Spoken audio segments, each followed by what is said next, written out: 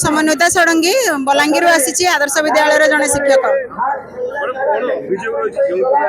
देखो अभियोग अभियोग तो रही निश्चित भाव में अत्यंत दुख रही बहुत दुख आमे आज एत ठंडा काकर राजरास्तार बसीचु ओडिशा सारार देखो आप कोरापुट कहतु कलाहांडी कहतु बरगढ़ कहतु बलांगीर कहतु उपात अंचल कंधमाल शिक्षक आसी समस्त शिक्षक 5000 शिक्षक आज राजरास्तार बसी माने यह किसी छोटिया कथा नुहे आमे आपण मान द्वारा जनसाधारण को एवं सरकार को विशेष भाव में अनुरोध करने चाहूँ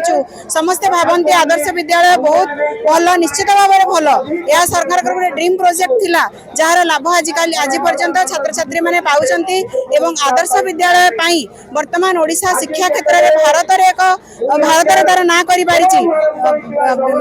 आमर जातीय स्तरीय परीक्षा गुडी को नीट एवं जेई रे पिला कृतकार्य हेउछंती आदर्श विद्यालय में मेधावी पिला पढ़िबार सुजोग पाउछंती मागणा रे गरीब मेधावी पिला मु एठारे कहि रखिबी आ गोटे विशेष कथा मु कहबी आमे केवल शिक्षक मानक दाबी को एठारे बसिनु अत्यंत दुख अत्यंत क्षोभर सहित आमे पिला मानक दाबी को मध्य रखुछु आमर किराणी मानकर दाबी को मध्य एठारे रखिछु आदर्श विद्यालय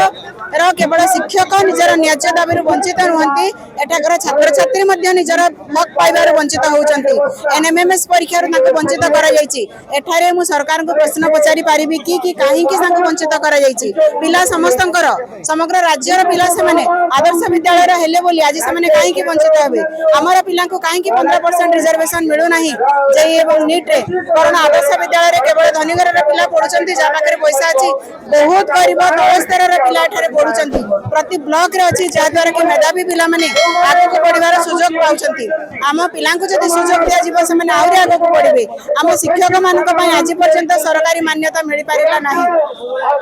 10 वर्ष हो गला हम अपेक्षा करितिलु बहुत बार अनुरोध कलु हमर 24 जन शिक्षक शिक्षयित्रीकर मृत्यु हेलानी टंकाटिए मध्ये हम सरकार को पाखरो सहायता पाइना हूं हमर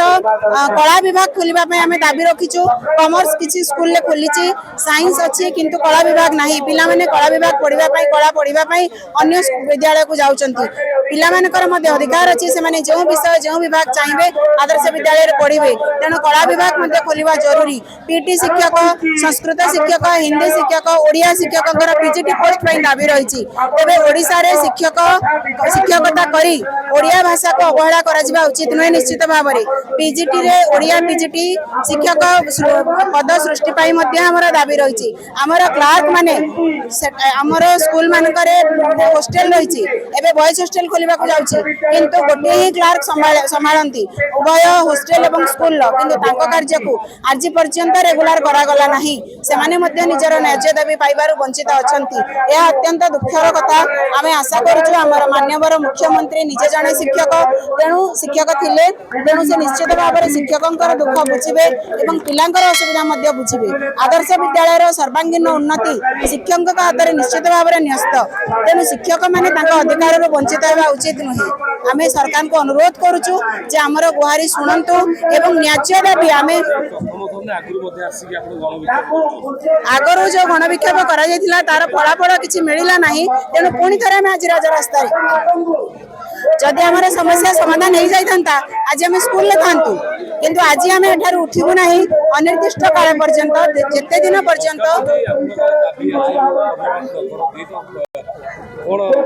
आमे दाबी पूरण न हेबा जाय स्कूल को फेरिबु नाही यह संघर निष्पत्ति समस्त शिक्षकों निष्पत्ति कारण केवल प्रतिश्रुति बहुत बार आम पाइचु किंतु तार फलाफल किसी है ना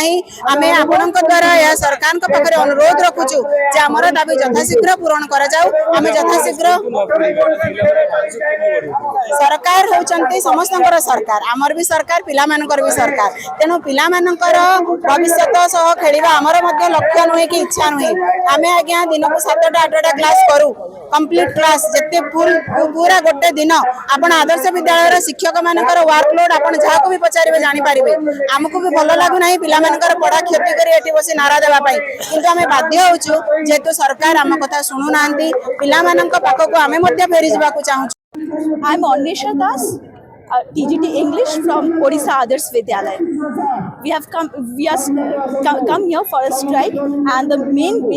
reason for this is that we have that Odisha Adarsh Vidyalaya is a CBSE based school which is a decade old, aiming at securing bright future for the students. However, the NMMS examination scholarship has been excluded for the students of Odisha Adarsh Vidyalaya. At the same time, students have not been given the 15% reservation in NEET and JEE examination. At the very same time, the teachers do not have a secure job, that is, they do not have a secured future. So we want government status, we want cadre rule, and at the same time equal grade pay for all. Moreover, Spark Foundation Day program used to be held at the school level, at the block and the district level. At the very same time, it used to be held at the state level, but presently that has also been excluded. So we have come here basically for the students. We are fighting for justice, and the justice is for education. If the government did not listen your protest, We will continue the protest. It is a peaceful protest as long as the demands are not listened, as long as the demands remain unfulfilled.